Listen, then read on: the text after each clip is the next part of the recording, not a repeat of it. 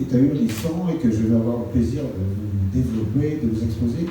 Parce que, on ne sait pas, Madagascar, qui est une île, vous dites bien que vous allez en avoir quelques-unes, de connus, répertoriés, identifiés, classifiés, il y en a plus de 1000 qui sont répartis sur tout Madagascar, que ce soit sur la côte est, un peu moins sur la côte ouest. Ça, c'est les épaves connues. Et il y en a encore au moins 1000 ou 1500 autres qui sont là, mais qui n'ont pas encore été repérés, répertoriés, identifiés, etc.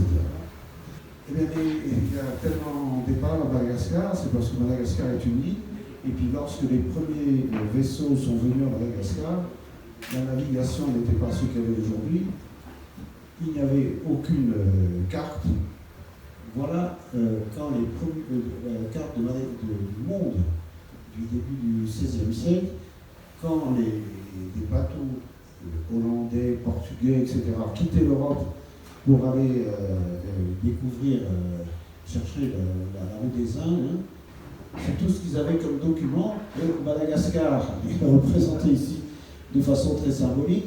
Ils partaient d'Europe ici, ils descendaient toute la côte de l'Afrique, il fallait qu'ils doublent le cap d'Antoine, et l'objectif c'était ici pour les... Et alors pourquoi les navigateurs et les Européens se sont intéressés aux Indes orientales? Jusqu'au XVIe siècle, ils s'intéressaient aux Indes occidentales, c'est-à-dire l'Amérique, la découverte de l'Amérique, et surtout les mines d'or du Pérou, que les galions portugais ont pillé abondamment et rapporté en Europe, ce qui a fait la richesse. Toute chose a une fin. Il n'y avait plus grand-chose à pouvoir sortir du Pérou et de l'Amérique du Sud. Et donc, les transporteurs maritimes ont cherché une autre activité.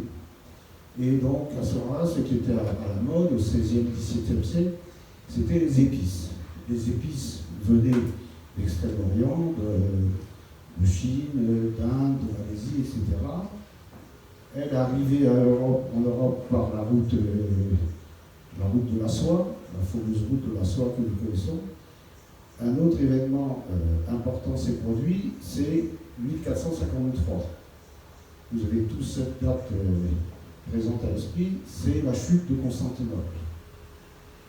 L'Empire byzantin, l'Empire romain est tombé, les Turcs se sont emparés de Constantinople, la basilique Sainte-Sophie, ils en ont fait une mosquée, mais surtout, ils ont coupé la route des Indes, ce qui fait que les épices n'arrivaient plus en Europe. Il fallait donc absolument chercher un autre moyen pour se procurer des épices, et c'est comme ça donc que les navigateurs se sont intéressés à la route des Indes, à la recherche des Indes orientales.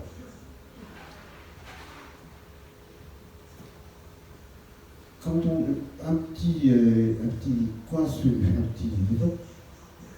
on découvre une épave,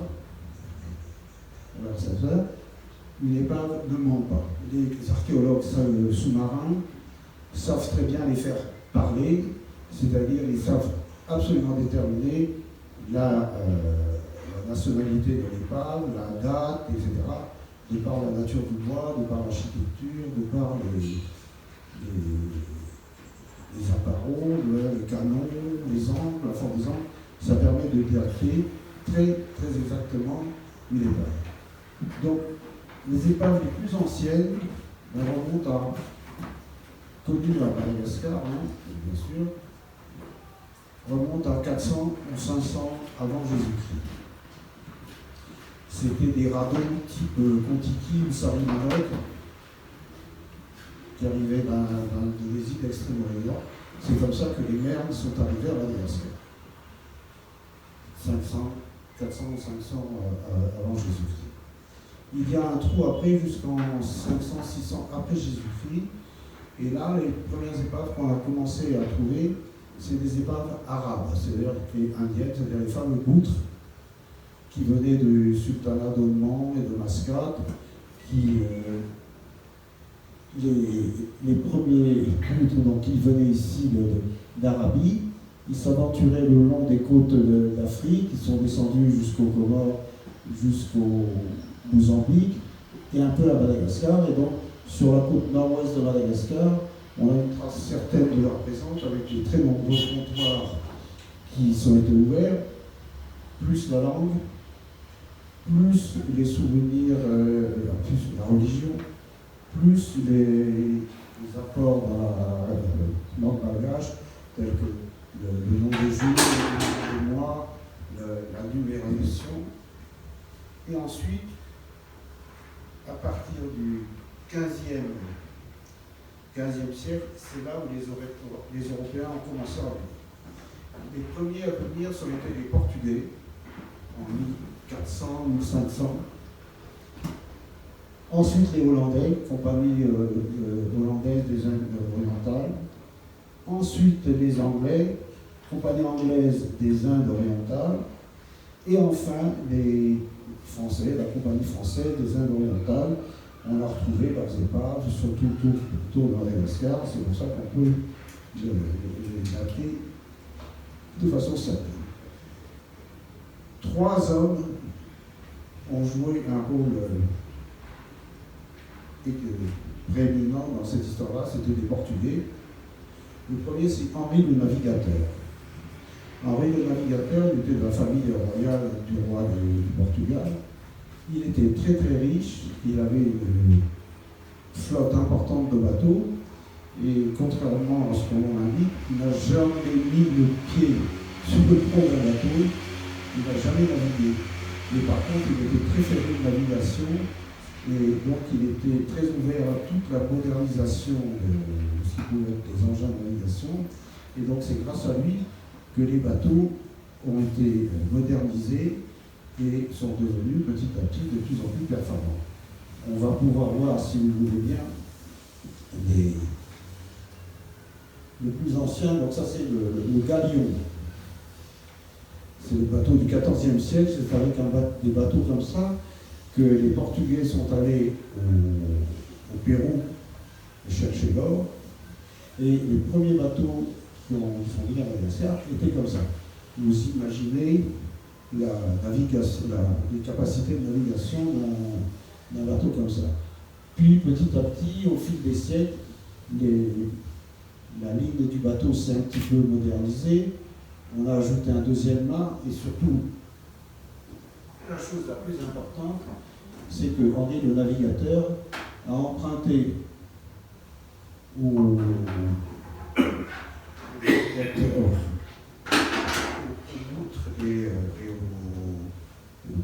navigateurs arabes la voile triangulaire à l'arrière qui a permis aux bateaux de mieux naviguer, parce qu'avant, ils ne naviguaient que vent arrière, poussés par le vent, et donc d'abord ils n'allaient pas très vite, ensuite ils ne pouvaient pas aller très loin. Donc les bateaux, le canal de Suez, souvenez-vous, il a été ouvert seulement en 1169. Donc en 1400, 1500, quand on voulait aller aux Indes orientales, il fallait partir d'Europe, descendre ici. Si les vents n'étaient pas favorables, il fallait aller jusqu'au Brésil et à trouver des vents portants pour passer le cap de Bonne-Espérance au cap des Tempêtes, et ensuite pouvoir remonter vers les Indes orientales. Et Bartholomew Diaz, lui, s'est retrouvé quelque part par ici, involontairement, il ne voulait pas du tout y aller, c'est à la suite d'une tempête.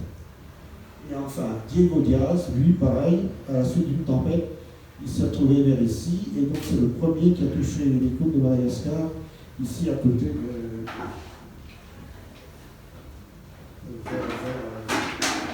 la baie d'Antonchi.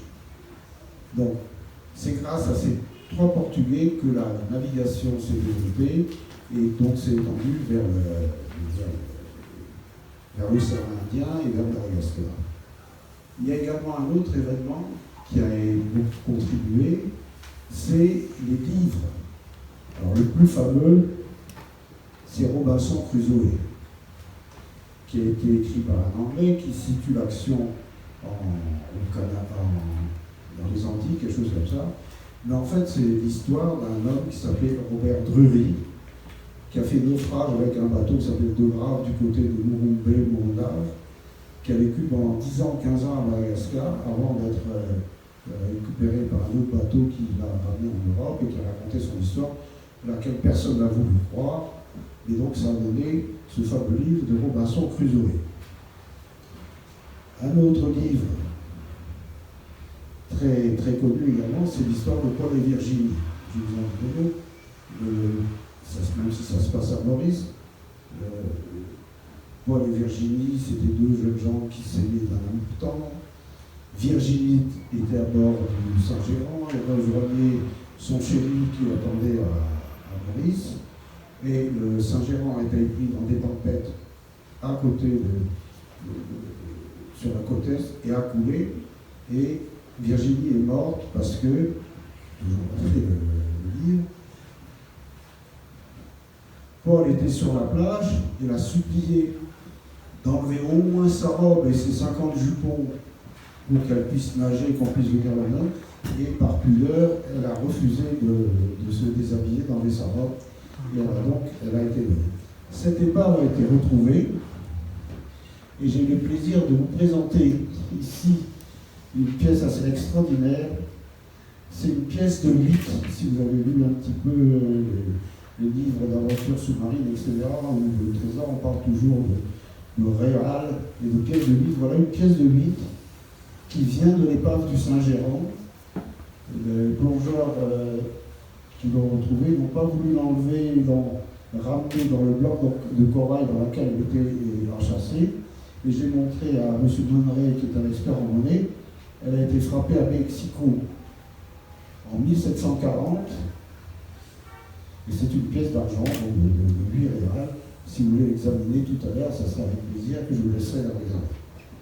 Ils étaient chargés de soieries, d'épices, et il n'y a plus du tout d'argent.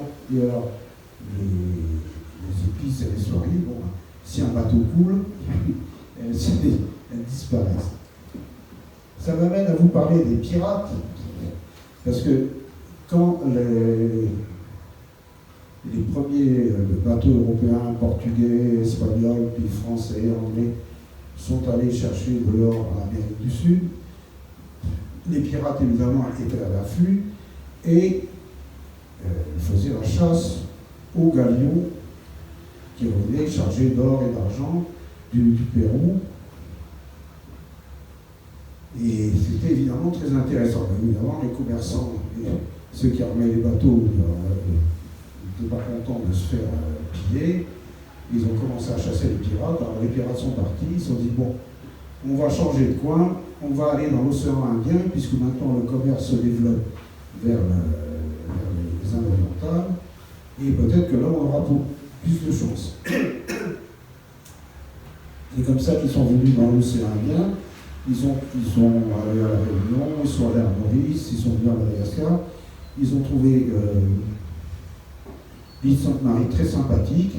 C'était un endroit tranquille où ils pouvaient mouiller tranquillement leur bateau, où ils trouvaient des femmes accueillantes avec qui ils pouvaient commercer. Et donc beaucoup de pirates se sont installés à Sainte-Marie. Ceux qui ont eu la chance d'aller à Sainte-Marie connaissent le cimetière des pirates avec toutes les tombes des pirates. Et c'est comme ça que les pirates sont venus dans l'océan Indien.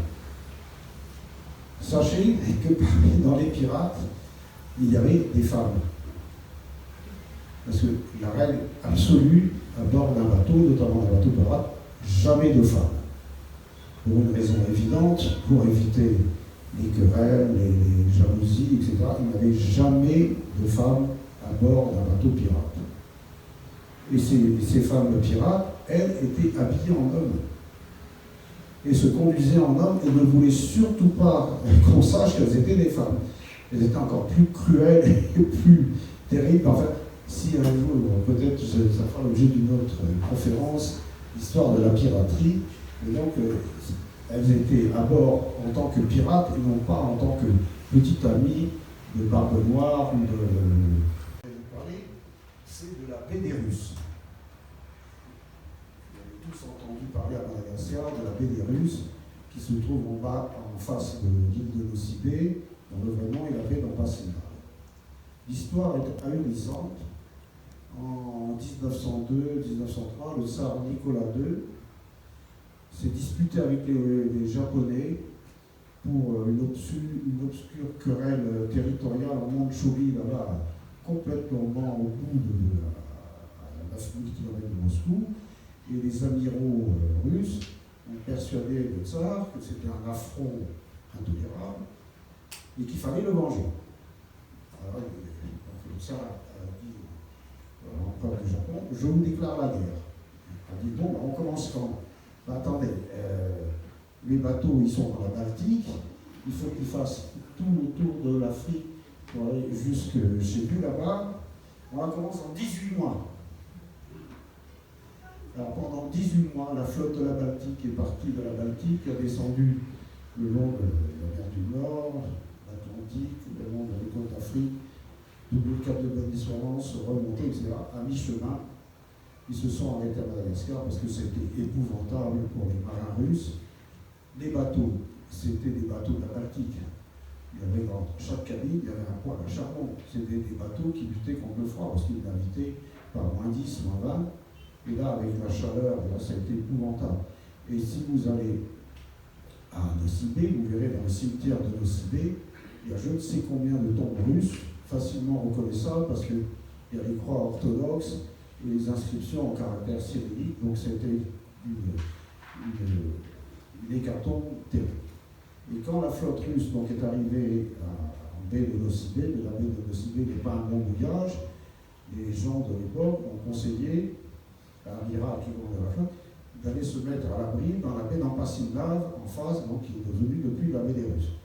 Donc ils ont réparé les bateaux, ils ont enterré les morts, et ils sont repartis vers le détroit de Tsushima, où les Japonais les attendaient tranquillement. Le détroit de Tsushima, c'est tout à côté du Japon. Ils avaient une flotte moderne, des marins très entraînés. En 5 minutes, en 2 jours, la question a terminée. Toute la flotte russe a été coulée, et la question définitivement réglée. Donc voilà l'origine de la baie des Russes. Et si vous allez là-bas, il y a quelques épaves. Et il y a même dans la forêt un dépôt de charbon. Parce que évidemment, les Russes avaient envoyé des bateaux pour ravitailler la flotte russe. Ce qui a fait dire ah, mais il y a des mines de charbon au nord de Madagascar, là, dans la baie d'Ampassimlave. C'était des boulets de charbon avec des inscriptions russes. Donc voilà l'histoire de la baie des Russes. Je voudrais enfin, pour avancer dans mon propos, vous parler de quelques naufrages insolites.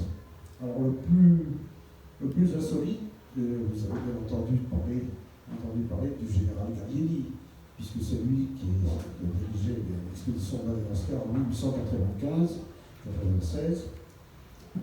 Et donc, après 1 an ou 2 ans de présence, il a voulu, ce qui était normal, faire tout le tour de Madagascar pour reconnaître Madagascar. Il a donc embarqué sur un vaisseau militaire, un aviso, qui était affecté dans son armée, et il a fait tout le tour de Madagascar. Et donc, il s'est arrêté à Fort-Dauphin. Le bateau a mouillé à Fort-Dauphin. Dans la nuit, il y a eu une tempête terrible. Et le propre bateau du général Gallieni, le La Pérouse, a coulé dans la baie de Fort-Dauphin. Il y a eu récemment, on peut parler du film de Malacar qui a coulé en baie de Diego, ça on ne sait pas très bien pourquoi. On sait également qu'il y a un bateau qui s'appelle le Maïnaka qui a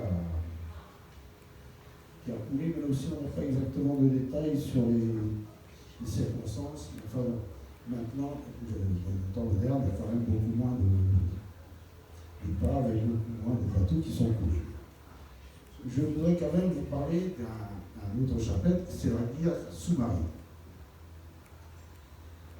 Vous savez sans doute, ou si vous ne savez pas d'abord, qu'en 1941-1942, les Alliés, c'est-à-dire les Anglais, ont occupé et conquis Madagascar, qui était donc une colonie française.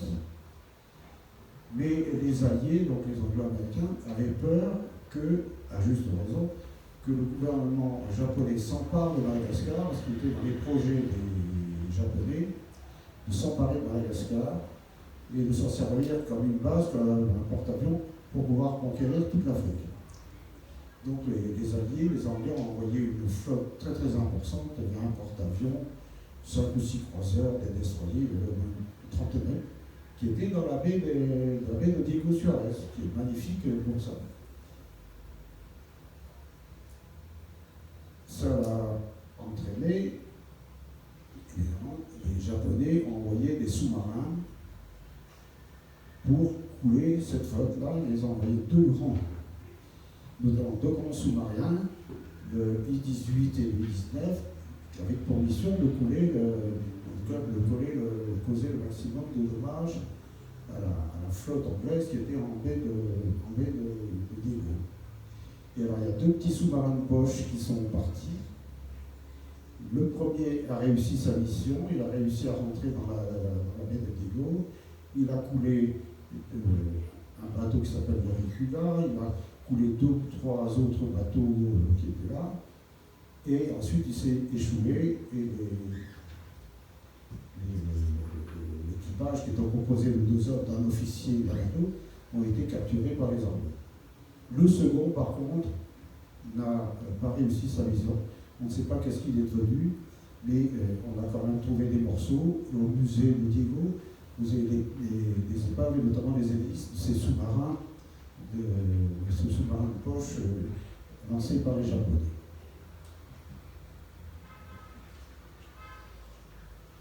Donc,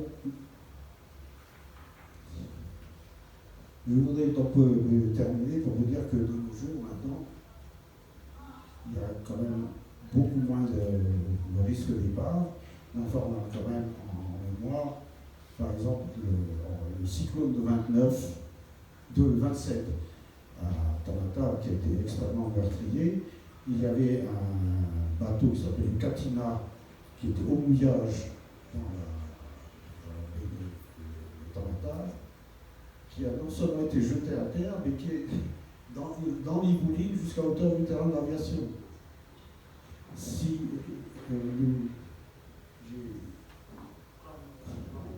ça là, c'est une épave ancienne, ça, on voit que c'est un vieux voilier.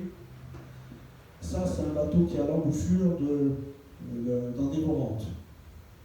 C'est un petit cargo côtier qui voulait remonter, qui devait aller jusqu'à Pécaville, amener le Tanzanie. Il a eu une avarie magique. Il a été jeté, déposé sur le sable. Il ne reste plus rien.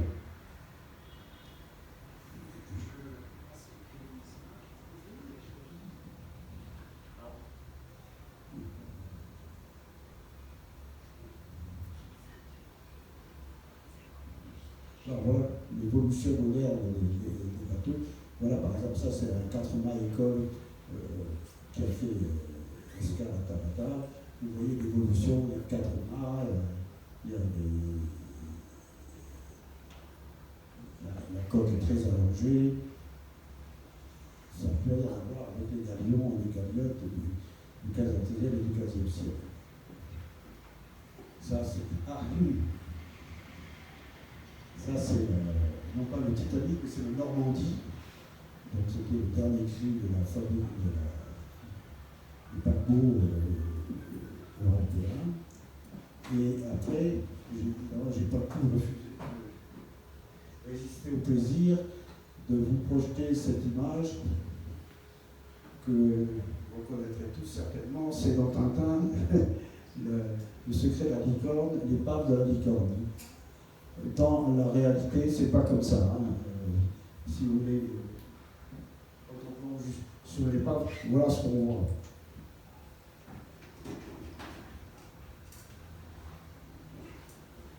Il faut avoir un œil très exercé pour reconnaître un canon,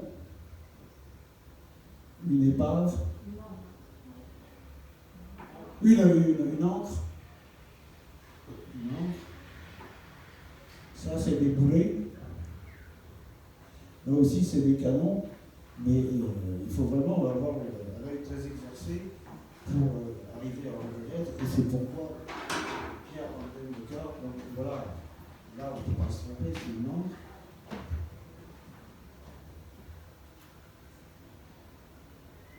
Des choses qu'on peut arriver à trouver, donc c'est des pièces. des boucles de chaussures, parce que tout le reste est démoli. Et donc voilà ce qu'on trouve, mais l'image de Tintin et le trésor, le secret de la licorne, c'est pas du tout ça qu'on voit. Et encore, quand on a une bonne visibilité, on voit ce qu'on a vu là. Voilà, chers amis, ce que je voulais vous dire sur les épaves de Madagascar. Je m'excuse, j'ai peut-être un petit peu bafouillé, mais bon, j'ai un petit peu perdu l'habitude de parler depuis que je suis à la retraite. Je suis néanmoins à votre disposition pour vous répondre à toutes les questions ou toutes les précisions que vous voulez avoir, ou si vous voulez avoir quelques détails sur certains points. Merci.